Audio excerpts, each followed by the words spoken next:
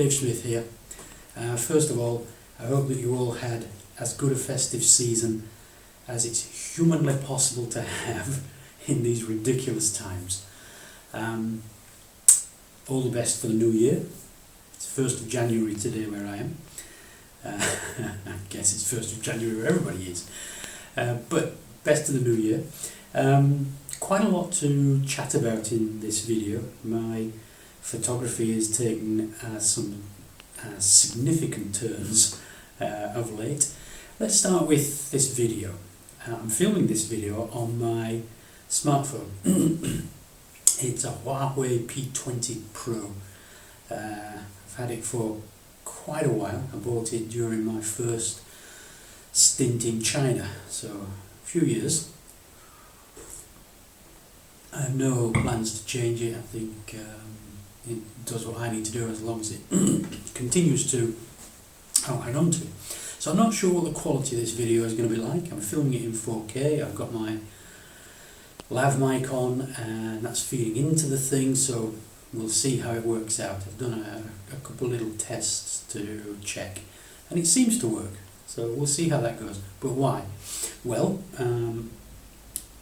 my photography gear has chopped and changed a lot over recent years, mostly because I've been completely unsettled, and I find it difficult to settle in a place. So some years ago I got rid of my Nikon equipment, which was extensive. The lenses were massive, the whole thing was way too heavy.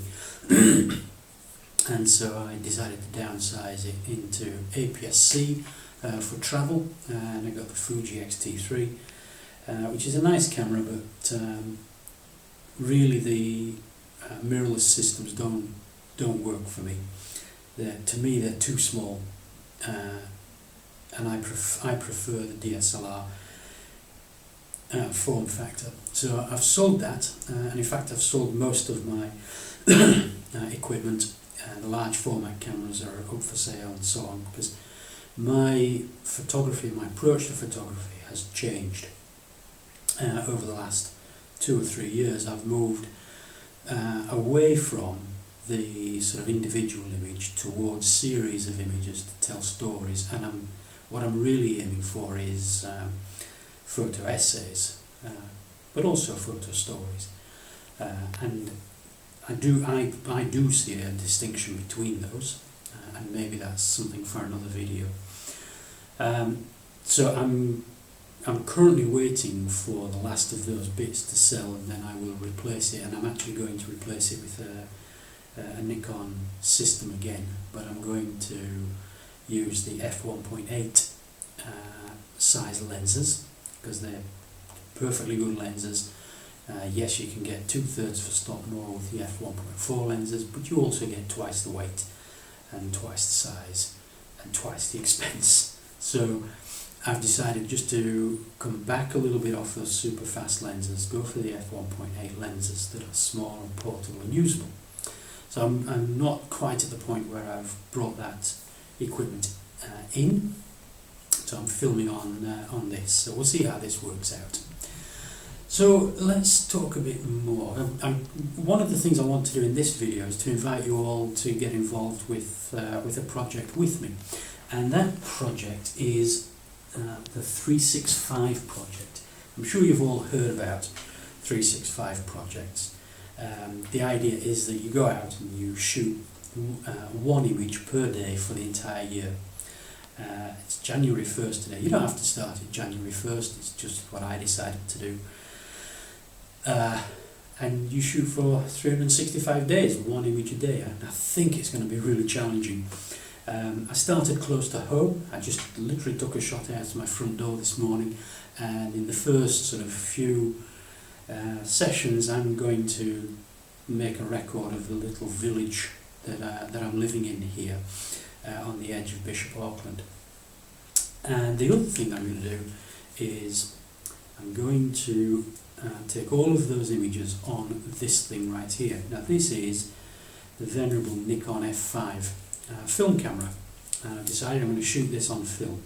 I'm also going to shoot it with a single 50mm lens. This is the Nikon 50mm f1.4, and I've made a video previously about this lens. It's absolutely, unbelievably stunning. I've not used this lens, I've not had this lens previously, and I was astounded at the quality of this lens. So I've decided that that's what I'm going to do. Now, the film that I'm shooting on is a little bit special. I'll put a link in the description to it. It's by a company called Silbersalz. They're a German company, and what they have done, they're quite impressive actually. What they've done is to buy up stock of Kodak movie film, that is used in making Hollywood movies. And there are apparently some Hollywood actors that will only work on productions that shoot in film. So they bought up this stock, and in some ways it's similar to CineStill. CineStill have done something similar, but CineStill remove the jet layer off the movie stock, and that's the anti-halation layer. So on CineStill you get that characteristic red glow around light sources. These guys have not done that. Now, the reason CineStill do it is that then allows you to process the film in standard C41 chemistry. These guys haven't done that, and what that means is that the film that from Silbersalz that I'm using has to be processed in EC2N chemistry, which is hugely expensive, and it's the same chemistry that's used in those Hollywood blockbusters.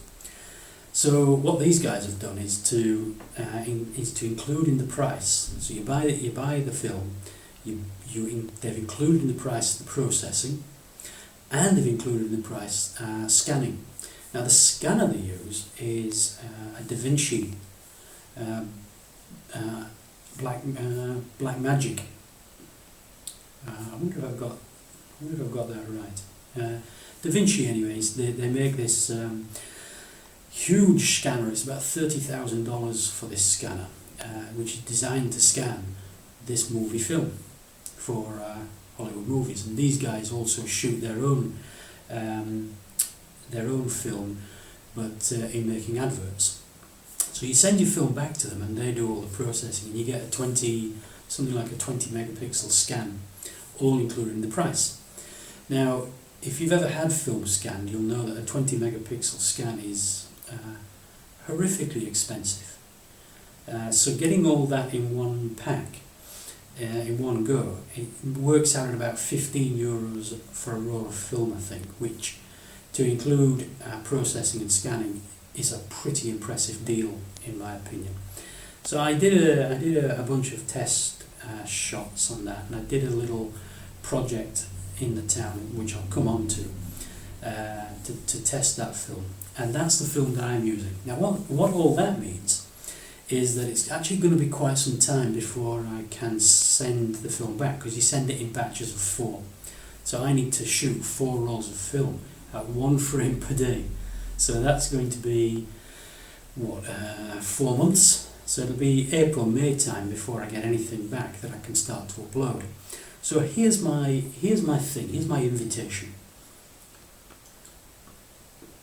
If you feel that you'd like to join me, and you don't have to use film, you can shoot in digital, shoot in pinhole if you like, shoot in anything. You don't have to do the film, but if you want to join me on a 365 project, what I would like to do is to make this a community project, and if you then send your images to me or put them in with my images, and then somehow I'll make a gallery on my website of all the images from everybody. Right? They don't have to be anything spectacular, and I don't think mine will be anything spectacular. My intention is just to use it as a means to record what 2021 is going to bring for me on these film shots. And I think by the time by the time we get to this time next year and we've all finished, my word, that's going to be an interesting collection of images. So I'm hoping that as many people as possible are going to get involved. If you're interested, put a comment down below and I'll get back to you and we'll get together. Now, you know, obviously, as I said, I won't have anything to share until maybe April, May time, when my first batch of films will get processed. But you can share anytime, and as soon as I start to get people involved and images coming in, I'll put a page up on my website and sort of dedicated to this project. So I hope that's of interest. I hope everybody is going to get involved with that. So that's one thing that's in the offing. Now there are other things going on here. I'm in the, as I say, I'm in the process of changing what I do photographically and how I do it. And one of the big pieces of news for me this year is that I've been accepted onto an MFA course in photography at Ulster University. It's actually by distance learning. It's a 2-year full-time course. It's a 240 credits course, and I've decided, I had a couple of offers actually, but I decided on this one because it's a 240 credits course, and part of my intention will be to carry that on and do a PhD in photography immediately afterwards. We'll see how that works out, but in the meantime I've been accepted onto this course and I've been doing quite a bit of work. It doesn't start until September, which is a little bit of a downside, but I've been doing some work on it already and I've got various projects in mind, and I thought it might be interesting for me to include in this vlog, in this series, in my YouTube channel, a series on the MFA as I'm working through it over the next couple of years. So I am going to do that, including all the sort of projects and the proposal designs and so on and so on. So I'm hoping that's of some interest. Now, along those lines, that's caused me to think significantly about what I want to shoot. My original intention in going back to Nikon was just to get the D850 and work on that massive camera, but I've changed my mind about that because where I'm heading is I'm going to continue with the sort of series, the photo stories, the photo essays. I'm going to develop the idea of the photo essay as a distinct thing from photo stories, and so I'm sort of shooting in a different way and for different reasons. And my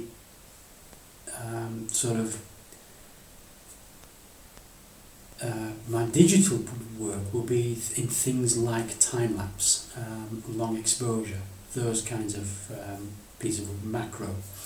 But my other work, my landscape work, my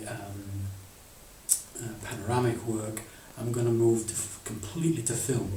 Now, I'll come back to this in a moment because this has been, oh my word, this has been a difficult time.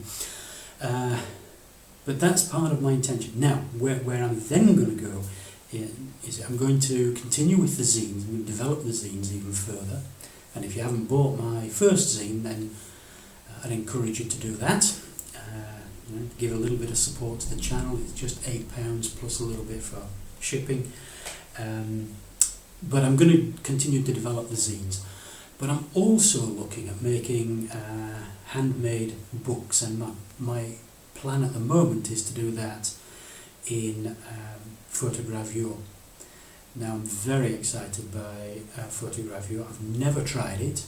It's a pretty involved, complex process, but I'm going to get on with that. Now my brother has his own YouTube channel, highly successful, and he's a bit of a garden shed engineer stroke scientist, and really does a lot of work, and I'll link his channel below. And one of the things we're going to do is a collaborative project to build a intaglio printing press, because these things are so expensive.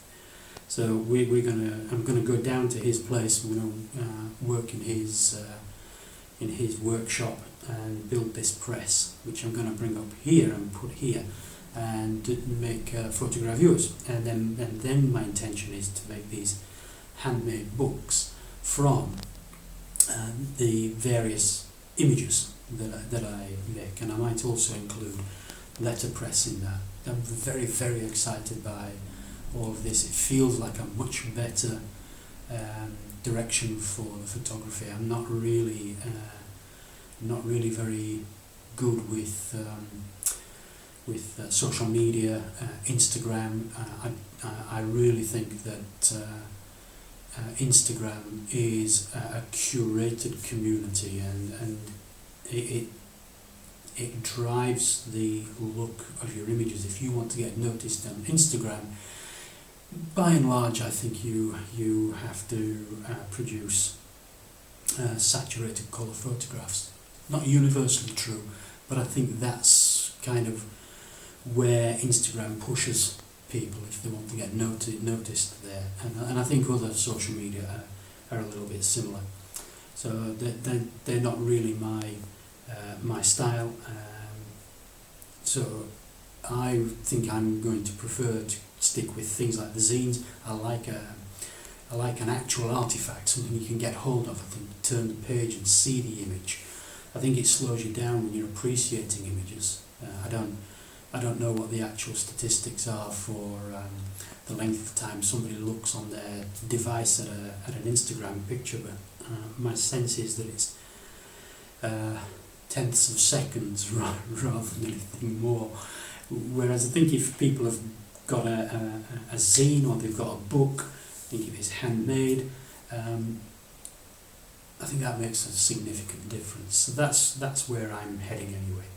Now, let me talk also about cameras. I've had, as I said, just such an unbelievable nightmare about cameras. Initially, I thought I wanted a camera that would allow me to make 8K time-lapse. I've decided that that's not what I want, and I looked at a wide range of cameras. I've had the Sony A7R cameras back when it was the A7R II. I did not keep that camera very long. As I say, I just don't get on well with the form factor of the mirrorless cameras. So I think I'm old enough that I can probably ignore the mirrorless revolution and just stick with the DSLRs. So I backtracked from that. So then you're looking at 24 megapixel cameras, which still allow you to shoot a 6K time lapse. So they're no slouches by any means. And then you look at sort of where cameras are. Now, in terms of Nikon, your full frame choices are pretty limited if you're not going for mirrorless and you're not going for the massive pixel count. You're really left with the D750 and the D780. Now the D780, of course, is virtually a brand new camera. It's got all the latest technology, and that kind of makes sense that that's what you would buy.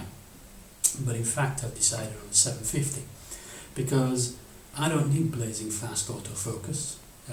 The mountains have been there 60 million years. They'll last another 125th of a second or whatever it's going to take to shoot them. So I don't need the autofocus. I don't need eye autofocus. I've shot portraits for years and years and years and years, and never using even face detect. I just focus and it works. So I don't need all the bells and whistles of brand new cameras. I also don't like the fact that the D780 doesn't have vertical grip sockets to control the thing. I think that's a very, very severe backward step. Now, I also don't shoot in portrait mode very much. It's not an aspect that I favour. I'm very much a shooter of panoramics, really. So I like the landscape mode even for portraiture. I do sometimes shoot in portrait mode, but it's not my usual. But I do like a grip because to me it improves the balance of the camera. So that was a backward step to me. The other thing that turned me off from the D850 is the XQD card slot. Now I don't doubt for an instant that those XQD cards are phenomenal, but they're also stupidly expensive. I mean, well, like £150 for a 68 gigabyte card. There's no excuse for that. I'm just not interested in spending that kind of money on storage cards. SD cards are perfectly adequate, perfectly fine. And the D780 and D750 both have those. I did flirt with the idea of a Canon camera, but the only time I've ever shot Canon was like in my first year of photography when I had a film camera, which was a Canon. I've not used the digital Canons at all, and I'm not really sure that they have done very well, and I'm not sure that Canon are going to support those that form factor for very much longer. Probably not Nikon either. So, although I flirted with the idea, it hasn't really taken hold with me. So, I think where I am now is a D750 and a bunch of lenses. So that was one thing. Now, then I got to thinking, well, I want to shoot in film. I'm going to use the D750 with a macro lens to digitize that film against an LED panel, and I've got the lomography digitalizer strips in 120 and 135. I'm not sure if I'll shoot 135 panorama, I'll say a little about that in a moment. But I do want to shoot medium format panorama, and ideally 6x12. Now, 6x12 is hugely expensive. There are various ways to do it. You can buy one of the Chinese 6x12 backs that go on the back of the Horseman, and that's quite cheap. That would be about £250, I think, thereabouts. But they're not very sophisticated. They use these rollers to literally roll the film along rather than a winder. So there's no stops. You have to look at the window to see the number, which works. It's just not a very sophisticated solution. So my preference would be a 6x12 Horseman type winder back, but they are very expensive. Having said that, I think that's probably the route that I'm going to go. So that took a lot of deciding, and then I thought, well, I'd quite like a much more portable camera than the Horseman monorail. I will keep the monorail because I want to shoot 5x4 wet plates, which I will use that for. And also it's got all the movements. So if I want to do some architectural shooting, for example, that might be a camera to use. But I want something that's much more portable, and ideally a point and shoot at that size. And I was looking at the Cambo Wide. Now they're quite old now, and I've had a bad experience with older cameras recently. I got the Pentax 6x7, and it very definitely wasn't as described on eBay, and it came. It was in quite poor condition. So I sold that on. Now in selling it on, I did describe it absolutely thoroughly, because that wasn't done for me, and I was aggravated by that, and I buy a lot online, and I think we have to be honest and truthful. So the person who bought it from me knew what they were getting, but I didn't really like that. Now I've had one or two other poor experiences as well. I bought a Chanel 5 shutter for the Fujinon 250mm lens, and they did describe that correctly. They did say that the slow shutter speeds weren't accurate, and I did have that repaired and serviced, and that's now in spanking condition. But I wasn't very comfortable with the way that repair was carried out, and there were issues with that. So I'm pretty much against these ancient cameras that are now sort of 50, 60, 70 years old. Nothing lasts forever. So the camber wide is a possibility. My issue with that is it's not so easy, because it's so old, it's not so easy to get different lenses. And they do exist, but they're like hen's teeth. So if you wanted a 47mm camber wide and a 65mm camber wide, you're probably ending up buying 2 camber wides rather than 1 and 2 lenses. So then the other thing that occurred to me was, again, back to a Chinese manufacturer called Photoman. And they do a camera called a D-Max, which will take a 6x12 back, and a 6x9, and a 6x7, and a 6x6, and a 6x45. But I really want it for the 6x12. I might also put the 6x9 and 6x7 back as well. But that's on the face of it a thoroughly impressive piece of kit. Takes a very wide range of lenses. The lens cones are pretty expensive, and the helicoids, but it's a very flexible piece of equipment. So that's probably how I'm going to shoot medium format panoramas. Now, you might think, well, why not just shoot digital panoramas? Well, you could do, and in many cases that works perfectly well until you get moving things like clouds or sea or something of that nature. And so I really want a solution that's going to allow me to shoot a panorama in a single shot, and I'm going to do it on film in this way. So my goodness, really in the new year of 2021, I feel like there's a lot happening for me photographically. So let me just recap very briefly then. So I'd really quite like the big takeaway from this video to be the 365 project. If you want to get involved, drop me a note in the comments, and we'll get a community thing going, and we'll have our own web page, and we'll put the images up and we'll share them out, and kind of have a bit of fun. So that's the big takeaway from this video, I hope. I hope that the MFA stuff is going to be of interest. If you want to know more about that, drop me a line.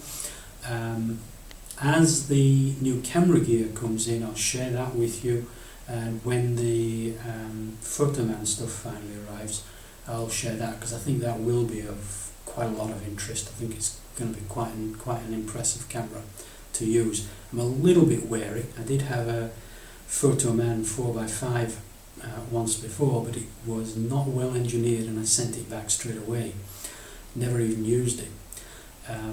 So I'm a bit wary.